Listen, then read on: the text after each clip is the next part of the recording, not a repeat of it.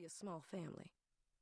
Besides the steady money, what Nikki likes best about this job is that she's alone. She may be cleaning white folks' houses, but at least they aren't standing over her shoulder watching and supervising her every move. Plus, she can dress how she wants.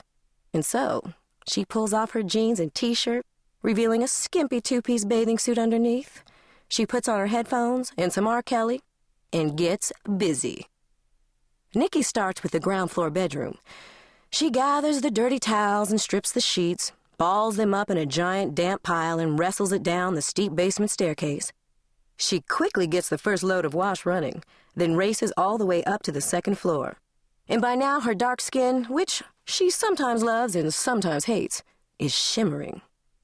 When she reaches the landing, there's a funky smell in the air, as if someone's been burning incense or, now that she gets a better whiff, smoking reefer. That's nothing too out of the ordinary.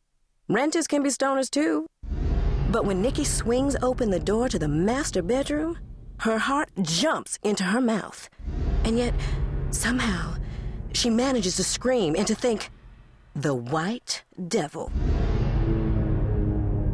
Poised on the bed with a long, curved fishing knife in his hand, and wearing nothing but boxers and a twisted grin, is a skinny white guy who looks as though he just got out of prison. His hair is bleached white, and his ghostly pale skin is covered with piercings and tattoos. But the scariest part, maybe even scarier than the knife, is his eyes. I know you, Nikki Robinson, he says. I know where you live. I even know where you work. For a couple of seconds that feel much longer, those flat, horror movie eyes freeze Nikki in the doorway and seem to nail her Reeboks to the floor. Her lungs are useless now, too. She can't even get enough air to scream again. Somehow she breaks the paralyzing spell enough to lift one foot, then the other. And now she's moving and screaming, running for her life toward the bathroom door at the far end of the hall. Nikki is fast, a hurdler on the East Hampton High School varsity team. Faster than all but a handful of the boys, and faster than this snaky, beady-eyed intruder, too. She reaches the bathroom door before him, and even though her hands shake, she manages to slam and lock it behind her. Her chest heaving so hard she can barely hear his footsteps.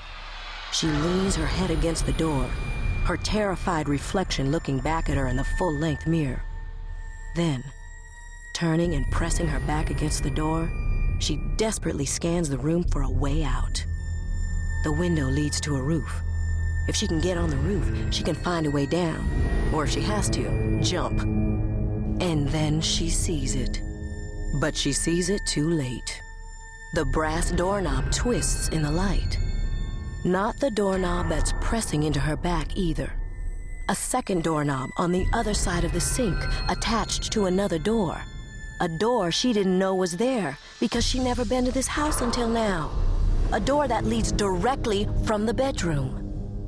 As she stares in horror, the doorknob stops turning and the door slowly pushes open. And he's in the tiny bathroom with her. The white devil. There is nowhere to go. Nowhere to go, nowhere to go, she thinks. Her terror bouncing back at her from every mirror. And now the devil is pressed up against her, breathing in her ear, the razor-sharp blade tracing a line into her neck. When she looks down, he pulls her hair back until their eyes meet in the mirror. "Don't cut me," she begs in a weak whisper. "I'll do whatever you want." But nothing she says means a thing, and those pitiless eyes laugh at her as he pushes her shoulders and stomach down over the sink and roughly pulls her bikini bottom to her knees. "I know you'll do whatever. Don't stop looking." Nikki looks at him in the glass just as she's been told to, and takes a shallow breath. But when he pushes himself inside her, he shoves so hard her head hits the mirror, and it falls into a million pieces. And even though the blade is pressed against her throat, and she knows it's against the rules, she can't keep herself from moaning and begging him to never stop. But it's not till he's finished that Nikki leans into the mirror and says, "Fife, I love it when you come up with this freaky romantic role-play shit. You are the devil." It's not until 20 minutes after that when they're both lounging around on one of the stripped-down beds, that he tells her the smell in the room isn't reefer, it's crack. And that's how the story begins, with Fife and Nikki, and the crack they smoke that lazy afternoon at somebody else's summer house in the Hamptons.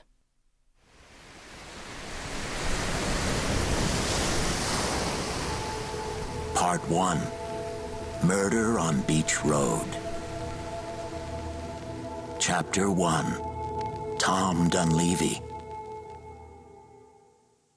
It's Saturday morning on Labor Day weekend, and I'm rolling down what some might call the prettiest country lane in America. Beach Road, East Hampton. I'm on my way to meet 4 of my oldest pals on the planet. The 66 XKE I've been working on for a decade hasn't backfired once, and everywhere I look, there's that dazzling Hampton light.